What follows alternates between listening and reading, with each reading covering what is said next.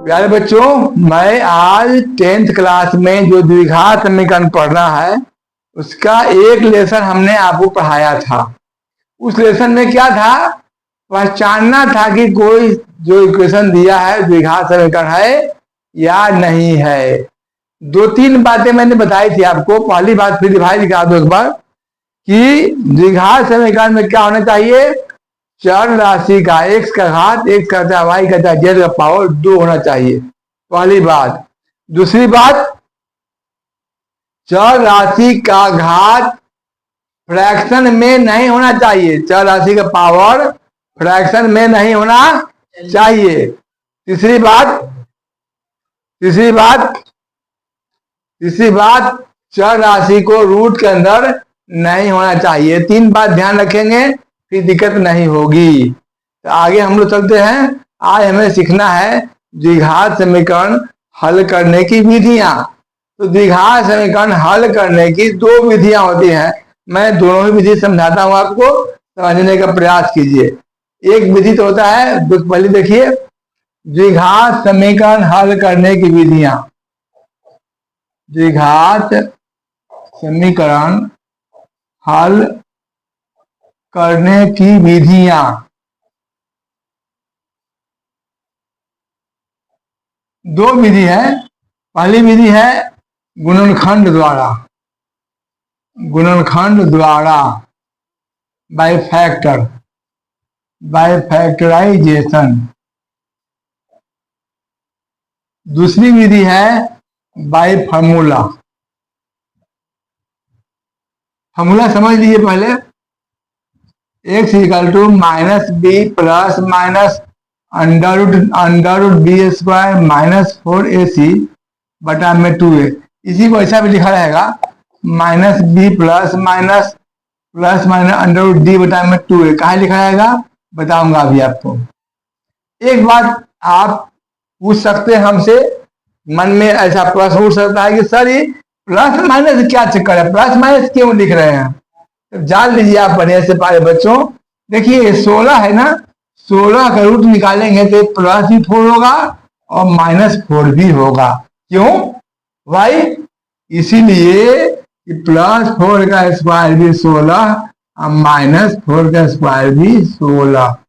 इसीलिए यहाँ plus minus लिखा जाता है,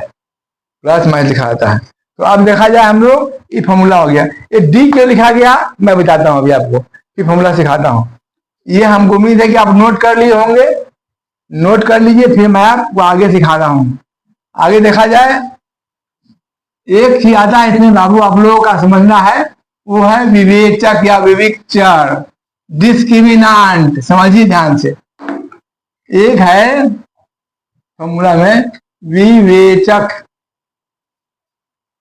या विविक्तचर, डिस्क्रिमिनांट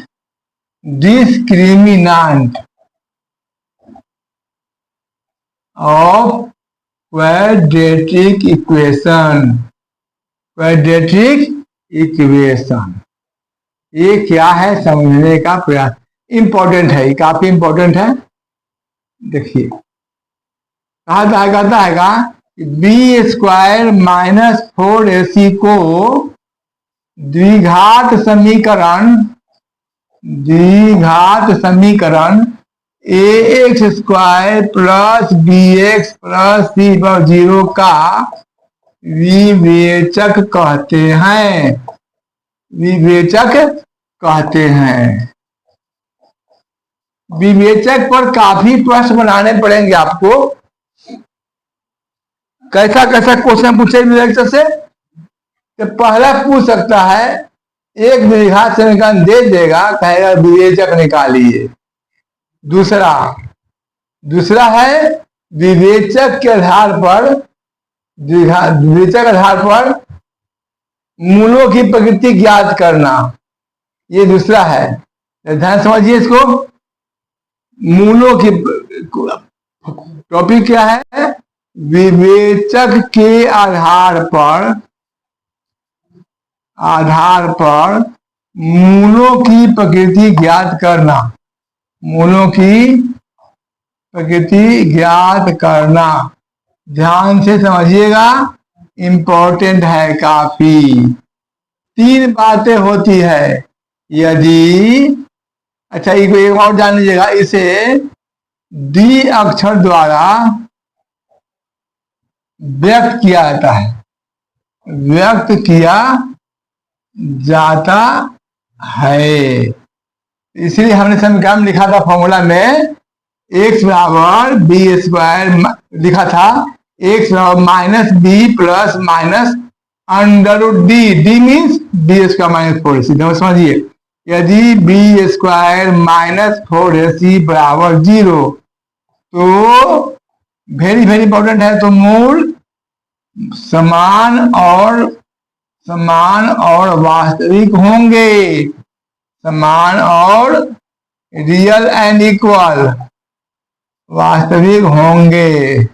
दूसरा, यदि बी स्क्वायर माइनस 4ac 0 से बड़ा है, तो मूल वास्तविक और असमान होंगे, वास्तविक और असमान होंगे।